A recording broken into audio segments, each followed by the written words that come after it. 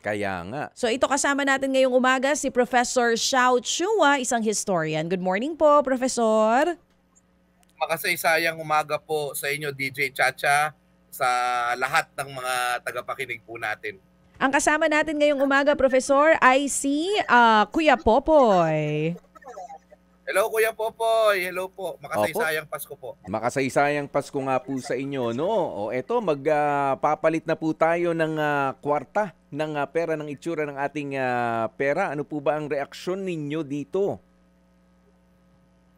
Well, una sa lahat, sabi naman nila, the old bills will continue to circulate. Hindi lang natin alam, hindi lang nila tayo ina-assure kung papalitan nila ito. 'Di ba? Ibig sabihin, papalitan meaning, if they will still continue to print new bills of the old type na may Or hindi na tao, of course. madadagdagan, ano? Oo. Kasi as a historian, ang concern ko lang naman dito ay meron kaming nakitang pag-aaral na yung identification ng mga tao sa mga heroes natin ay nakasalalay doon sa kung sino yung nasa pera. No? Kasi there was a March 2011 survey ang SWS na nagsasabi na na ang nakakikilala ng mga tao na top historical personalities o heroes, what are considered heroes in the Philippines, pag nakita mo, sila yung mga nasa pera. So, kumbaga, ang kasaysayan ay isang way, ang pera ay isang way para magturo ng kasaysayan sa mga taong hindi na pupunta sa paaralan. So, yun yung parang concern ko na pag puro na lang hayop, akin, wala tayong masasabi diyan na masama. Maganda ma-promote ang ating biodiversity. Pero pwede naman na hindi tanggalin yung history. Yun po ang aking laging sinasabi po dyan. Oo. Ako, I'd like to know, siguro dito natin simulan yung ating usapan, Professor. Kailan ba nagsimula yung paggamit sa mga heroes natin sa ating banknotes? Anong taon yan? Ayan. So, tandaan natin nung unang panahon, sa buong mundo na muna, ang mga makapangyarihan ang nalalagay sa pera. So, sino ba yung natin? Sino ba yung mga noon ay makapangyarihan? Yung mga hari, yung mga emperador, di ba? So, yun yung mga nakalagay. Kaya pagdating ng panahon, kahit nung hanggang mga 18th century, mga makapangyarihan ang nakalagay. Eventually, of course, magkakaroon tayo nung rise of nationalism. Ibig sabihin, nag-rise up na yung mga nations na mga republika, inahalal yung kanilang mga leader, kaya nawala yung mga hari. Eventually, papalitan ito ng mga bayani. So, mga bayani yung nilalagay. So, same with Philippine history. Anong unang panahon, may pera na tayo nung unang panahon, yung mga piloncito, bago pa dumating ang Spanish. Kaso hindi naman tao ang nakalagay doon. Tsaka, minsan, bakal kung ano yung worth ng ginto, yun mismo yung pera, no? Eventually, of course, magkakaroon ng yung mga sa Qing Dynasty, pupunta rin dito, yung mga pera nila, kasi nakikipag-trade tayo with China. But in the Spanish era, eto na nga, magkakaroon ng itong mga Espanyol, ilalagay nila yung mga muka ng kanilang mga hari. No? So kung sino yung hari, yun yung nakalagay sa pera. Especially nung magkaroon na tayo ng coins, no? Meron kasi Latin American coins, 1700s. So, yung mga bayani natin, eventually sila po ay mailalagay sa ating pera pagdating ng colonial period. So, nung una, si Magellan pa yung nakalagay. No? Si Magellan, 100 pesos. Pero eventually po, magkakaroon tayo ng yung Commonwealth period, mailalagay na si Jose Rizal. Actually, by the time pala na yung American period, hindi pa nalalagay yung mga natin, yung mga I think meron na ba? Pero yung talagang definite, magkakaroon tayo ng mga bayani natin noong tayo'y malaya na, 1946. So, yan ang natin. Yan ang dyan magkakaroon. So, na si Rizal, Apolinario Mabini, ay mailalagay po dyan. So, sinasabi mo nga kanina, Professor, medyo hindi ka sang-ayon dito sa bago nating banknote. Ang sinasabi din kasi nung iba, yung ginawa, yung ipinaglaban. Yes po. Nagkakaproblema po tayo. Nagkakaproblema lang. Sige, ulitin nyo lang po at malinaw na. Ayan, malinaw na po ba ako, Professor? Opo.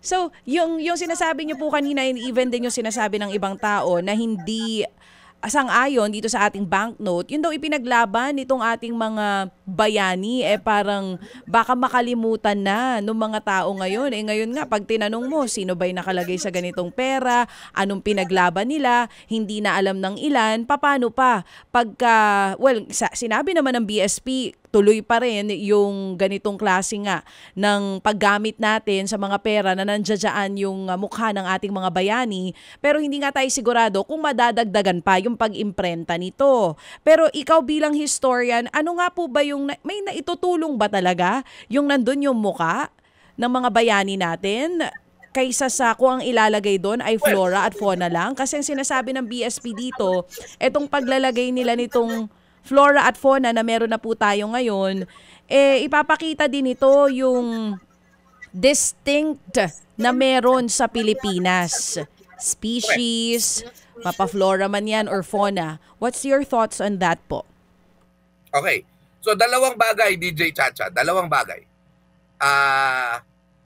Una, kailangan makita natin na ang kasaysayan, kapag alam yan ng tao, ay nagre-represent yan ng ano yung ideals natin, ano yung mga magagandang katangian natin, ano ang mga magagandang tagumpay natin para inspired tayo na maging mabuting Pilipino. So, itatali natin yan. Kung alam ng tao ang kanilang kasaysayan, definitely makakatulong sa Pilipino na alam niya ang kasaysayan natin. And as I said, kung hindi ka nag-aaral, ang pera ang pinaka-access ng tao sa kasaysayan in everyday use. So yun, no? So ibig sabihin, the familiarity with history and the victories and the lessons of the past and our character through our heroes inspires being a good Filipino, which is, of course, tantamount na tayo ay magtatrabaho para sa mas magandang Pilipinas. Pangalawang punto siguro, pag ako'y pumupunta sa ibang bansa, tulad sa, hindi pa ako nakakapunta sa Estados Unidos, pero pumunta ako sa Vietnam, sa Dubai, sa Estados Unidos, halimbawa, makikita mo yung mga pera nila, makikita mo si George Washington sa $1, magkakaroon ka ng idea, ano yung mga pinapahalagahan ng bansang ito, ano yung nire-represent niya. So halimbawa, kung pupunta ka sa China, si Mao Zedong yung makikita mo, Mao Zedong. Ibig sabihin, pinahalagahan nila yung revolutionary ideals ni Mao Zedong. So parang ganun din sa Pilipinas. Pinapahalagan natin si Rizal, si Bonifacio, silang lahat may iba't ibang ambag sa pagkabuo ng ating bansa. Ay merong, kumbaga, nire-represent siya tungkol din sa ating pagkatao bilang Pilipino. So, well, again, I see the point of the Bangko Sentral Monetary Board. Ginagalang natin yan. Pero kasi sabi ni Pangulong Bongbong Marcos na gusto niya, inutusan niya ang National Historical Commission of the Philippines, inutusan niya ang Department of Education, put more history in our education. Kasi hindi na daw nakikilala ng mga pamangkin niya yung mga bayani ng Pilipinas. And I think this runs counter to what the president wants and the wish of the president. So sa palagay ko, kung sana ang dasal ko na lang, ma'am, para wala nang away, wag lang ipagpatuloy pa rin yung dalawang set, no? Para din patuloy na madakila yung ating mga bayani. Yun lang naman po. Patuloy na madakila ang ating mga bayani. May ilang grupo rin po mga nagsasabi dito sa Sir Teddy Casino. Ang sinasabi niya, parang medyo may halong politikal itong move na ito ng ating gobyerno. Parang he's saying, like, and other people are also saying na sadya ba daw ba ito ng Marcos administration dahil kasama sa mabubura kung sakali man na hindi na tayo gagamit ng mga pera na nandun yung mga national heroes, ay ang mukha at imahe ng dating Presidente Corazon Aquino, maging ni dating Senador Ninoy Aquino. Ano pong thoughts nyo doon? Posible nga ba may halong politika ito o wala naman? Ganito, hindi nila sasabihin yun. At in fairness to the Marcos administration, nagsimula naman ito nung panahon ni Duterte. Yan ang nililiwanag. Yan ang importanteng malaman din ng mga kapatid natin. Correct. So yan din yung nililinaw ng August 21 movement, yung grupo namin, nung sinabi natin ito. Yan din yung nililiwanag ni Francis Aquino D, yung apo ni Senator Ninoy Aquino, na noong pa man 3 years ago, nagngangangaw-ngaw na ho kami tungkol dito na sana wag ituloy na tuluyang mabura yung mga bayani natin. Kasi inuna nila yung 3 heroes ng World War II. Kasi siyempre nagsususpecha na kami nun dahil ito, sabi kasi ng isang istorya na si Ambet Ocampo, parang may due advantage. Hindi niya sinabi to, pero may due advantage yung mga bayani na nasa pera na may tumatakbong mga politiko. So, nandyan yung Osmeña, nandyan yung Aquino, nandyan yung Rojas, di ba? At makapagal nung may 200 peso bill pa. So sabi ni Ambet, ang suggestion niya, bakit di na lang palitan yan ng mga national artists tulad ni Fernando Marsolo o kaya ni Guillermo Tolentino o kaya ni si Botong Francisco, halimbawa. So, para mabawasan yung politics. Ako naman, ang stand ko dyan, in all fairness to Dr. Ambet Ocampo, yung kasing mga taong ito, meron sila talagang ambag sa pagkabuo ng nasyon natin. Kasi Quezon, Osmeña, hindi maitatanggihan. Kahit si Senator Ninoy Aquino at Corazon Aquino, dahil at the pivotal moment in our history, in the modern times, nagkaroon ng people power, no? Sila yung nag-facilitate. Hindi ko sinabing sila yung dahilan, 'di ba? But that said, yun na nga, no? Yun yung sinasabi. Pero parang ang dating din sa akin, sorry po, no, hindi ko sinasabing ito yung gusto ng monetary board. Pero ang dating sa akin, from the start of the Duterte administration to today, baka lang ang magsususpecha din kami na parang yung politika, parang political pa din yung solusyon, which is to remove. 'Di ba? Parang hindi naman yata tama 'yon, no? Kasi hindi natin may kakailan na yung People Power Revolution was a turning point in our history. At yung public acclamation noon doon sa nangyari ng People Power ay malaki. Kaya nga sila na ilagay sa pera, no? Yes, sabihin na natin, every decision to put people in the money is a political decision. Wala naman tayong sinasabing hindi. But when we say that we have to avoid politics, hindi natin magagawa yon because history, nandyan lagi ang politika. At ang politika ay makasaysayan. So parang hindi dapat parang sana kumbaga ituring na political hindi dapat ituring na parang political yung paglalagay ng mga bayani kasi politika talaga naman yung driving force ng mga events. So parang yun lang yung medyo contrary yung sinasabi ko para maintindihan natin. So Professor, diba, to sum it up for you, it's political. Na tinuloy kahit pa nagsimula nung panahon ng Duterte administration, dahil itinuloy pa rin ito dito sa panahon ni Pangulong Marcos Jr., for you it's political. Yeah. Yan na, hindi lang sasabihin yan, pero yun pa rin. Oo. Ang sinasabi po ni PSP Governor Remolona, I wanna hear your thoughts tungkol po dito sa sinabi niya. Sinasabi niya itong polymer series raises awareness about the country's threatened species. Ito din daw nagsuserve as a symbol of our Filipino identity and fosters national pride. Ano pong thoughts nyo doon? Kasi halimbawa doon sa 500 peso banknote, ang feature noon, Visayan spotted deer sa harap, tapos may plant naman on the reverse side. Kumbaga kahit papano, may tahi pa rin naman ito sa history ng ating bansa. Well, tama naman yun. Hindi ko yun kinokontra. Maganda yun. Kasi natututo din tayo ng siyensya, ng natural science, natural history actually yan, natural history.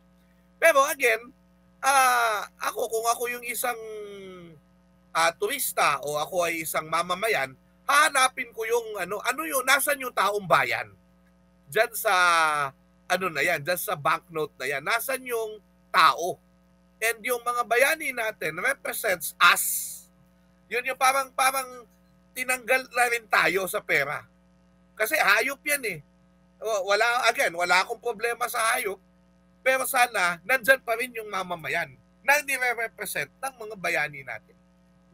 Etong ganda ng tanong dito sa YouTube natin, may nag-comment. Ang sinasabi niya, gaano ba talaga, based on history, gaano kadalas nagpapalit ng theme?